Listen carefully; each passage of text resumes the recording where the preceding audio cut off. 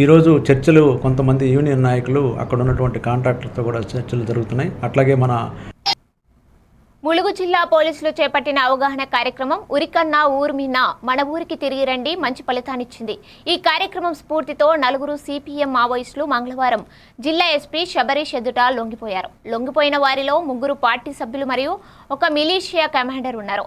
తెలంగాణ ప్రభుత్వం అందిస్తున్న పునరావాస సౌకర్యాలు మరియు అభివృద్ధి అవకాశాలు వీరిని ఆకర్షించాయని ఎస్పీ తెలిపారు. లొంగిపోయిన ప్రతి ఒక్కరికి ప్రభుత్వం తరపున 25,000 చొప్పున ఆర్థిక సహాయం అందించారు. Madavi Idume 21 years party member. Muchaki Deva 21 సంవత్సరాలు. ఇతను ఇక్కడ మా ములుగు జిల్లాకే సంబంధించిన అతను. ఇంకో మడకం బండి మిలిషియా కమాండర్ ఆర్పిసిగా పనిచేసేవాళ్ళు. వీళ్ళందరూ కూడా చాలా అఫెన్సెస్లో ఇన్వాల్వ్ అయి ఉన్నారు. వాళ్ళందరికీ కూడా సరెండర్ పాలసీలో భాగంగా వాళ్ళందరికీ కూడా 100% బెనిఫిట్ ఇవ్వడం జరుగుతుంది. ఈరోజు సిపిఎం మావోయిస్ట్ క్యాడర్ అన్ని క్యాడర్కి విజ్ఞప్తి చేస్తూ ఉన్నాను. అందరూ కూడా